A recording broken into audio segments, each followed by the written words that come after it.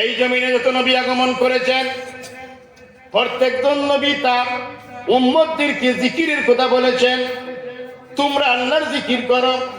প্রত্যেকজন নবীর শরীয়তের মাঝে জিকিরের আদেশ আছে এবং আমাদের এই শরীয়তের মাঝে জিকিরের গুরুত্ব আছে বাবারা।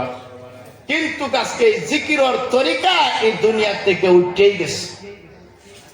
কিন্তু বান্দায় যখন আল্লাহরে জিকির করে, আল্লাহরে স্মরণ করে, লা ইলাহা ইল্লাল্লাহর জিকির করে, এই জিকিরের বদৌলতে বান্দা আত্মশক্তি হাসিল হয়, রুহানি জগৎ বান্দার ক্লিয়ার হয়। বলেন সুবহানাল্লাহ। এই ভারতবর্ষের জমিনের মধ্যে এত মুসলমান কোথায় থেকে এসছে? এই ভারতবর্ষের জমিনে যখন একজন মানুষ কলিমাওয়ালা ছিল না, একজন ব্যক্তি ইমানওয়ালা ছিল না, আল্লাহর পাগল, আল্লাহর ওলি খাজা মঈনুদ্দিন চিশতি আজমিরি রহমতুল্লাহ আলাইহি এই ভারতের জমিনে আগমন করেছেন। আরব সাগর পাড়ি দিলেন, আরব ভূমধ্য সাগর ভ্রমণ করলেন। ৩,৫০০ কিলোমিটার আরব সাগরের বহলতা। সেই সাগর পাড়ি দিয়া খাজা মঈনুদ্দিন চিশতি রহমতুল্লাহ আলাইহি হিন্দুস্তানের মাঝে আগমন করেছেন। পায়ের নিচে একটি কাতরা পানি লাগে নাই। বলো সুবহানাল্লাহ। এই ছিলেন আল্লাহর ওলি। গুজরাট থেকে তিনি ভ্রমণ আরম্ভ করলেন। গুজরাট থেকে আল্লাহর জিকির, লা ইলাহা ইল্লাল্লাহ, লা ইলাহা ইল্লাল্লাহ। এই লা ইলাহা ইল্লাল্লাহর জিকির দেয়া গুজরাট থেকে উনি ভ্রমণ করে, পায়ে হেঁটে ভ্রমণ করে উনি দিল্লির দিকে যখন আসতেছেন, এই ভ্রমণের বরকতে, আল্লাহর ওলির জিকিরের বরকতে ৯০ লক্ষ বেঈমানেরা পড়েছে লা ইলাহা ইল্লাল্লাহু মুহাম্মাদুর রাসূলুল্লাহ। উচ্চ সুরে বলো সুবহানাল্লাহ। ৯০ লাখ। আমরা ৯০ জন মানুষের বুঝাইবার হইতেছি না, মুসলমান মানে দূরের কথা। ৯০ জন মানুষ আমরা এক লগে বইবারও পারি না মানুষের। ৯০ জন মানুষের এক কাতারের মধ্যে শৃঙ্খলা ভাবে নামাজও খাড়া করতে পারি না।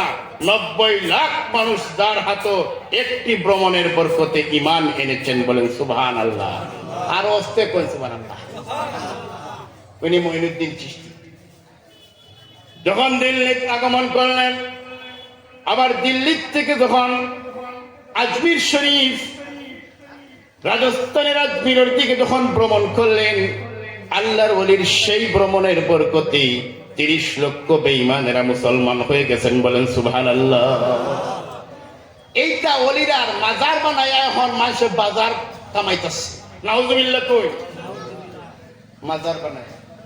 এই ওলিরা এই জমিনের মধ্যে জিকির দিয়া মানুষকে ইসলামের রাস্তা দেখাইছেন, জিকির দিয়া মানুষকে ইসলামের আলোর নিচে আলোকিত করেছেন, ইসলামওয়ালা বানাইছেন, ইমানওয়ালা বানাইছেন।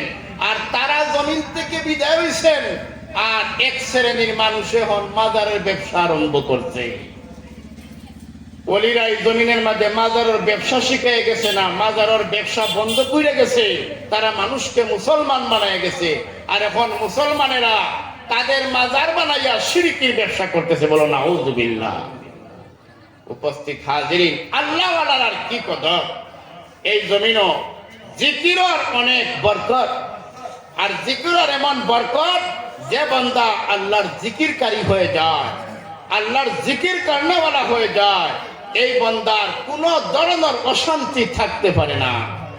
মানসিক শান্তি, আর্থিক শান্তি, পারিবারিক শান্তি, সামাজিক শান্তি মহান আল্লাহ রব্বুল আলামিন জমিনের উপরে আসমানের নিচের সর্ব ধরনের শান্তি আল্লাহ রব্বুল আলামিন তিনার জিকিরের মধ্যে রেখেছেন। বলেন সুবহানাল্লাহ। এই জিকির, এই ভারতবর্ষের সর্বপ্রথম যিনি বাদশাহ ছিলেন, তিনার নাম কি আছে? সুলতান মাহমুদ গজনবী রহমতুল্লাহ। ভারতবর্ষের সর্বপ্রথম যিনি বাদশাহ, উনি আছেন সুলতান মাহমুদ গজনবী রহমতুল্লাহ।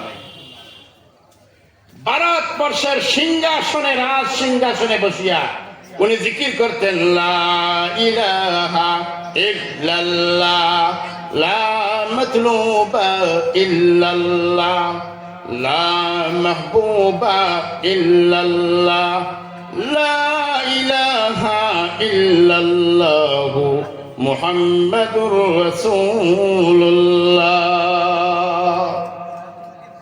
সুলতান মাহমুদ গজনবী রহমতুল্লাহ আলাইহি ভারতের সর্বপ্রথম মুসলমান বাদশা। আমার ভাইরা, মুসলমান ভাইরা, এই ভারতবর্ষের মুসলমানদেরকে মহান আল্লাহ রব্বুল আলামিন 850 বছর রাজত্ব দান করেছেন, বলেন সুবহানাল্লাহ। সুলতান মাহমুদ গজনবী রহমতুল্লাহ আলাইহি ভারতবর্ষের জমিনের সর্বপ্রথম বাদশা ছিলেন। উনি মারা যাওয়ার আগে একটি ওসিয়ত করেছিলেন, ওনার খলিফাদেরকে ওসিয়ত করেছিলেন, আমি মারা যাবার যখন তোমরা মৃত্যুর আওয়াজ শুনবাই, আমার জানাজা এমন একজন মানুষ দিয়া পড়াইবাই যার জীবনে তাহাজ্জুদের নামাজ কাজা নাই। ভারতের বাদশা। এখন মুসলমানকে যদি কেউ জেলা পরিষদ হইতে বুধ জুম্মাও পড়ে না, বুঝেছো না? নাই ওয়ার্ড মেম্বার হইলে তো বুঝে বছর সব মাফি হয়ে গেছে। ভারতবর্ষের মুসলমান বাদশা। আমার জীবনে, যার জীবনে কোনোদিন আসরের সুন্নত কোজা হয় নাই, যার জীবনে কোনোদিন তাহাজ্জুদের নামাজ কোজা হয় নাই, এমন ব্যক্তি দিয়া আমি সুলতান মাহমুদের জানাজার নামাজ পড়ায়। লক্ষ লক্ষ মানুষের কথা,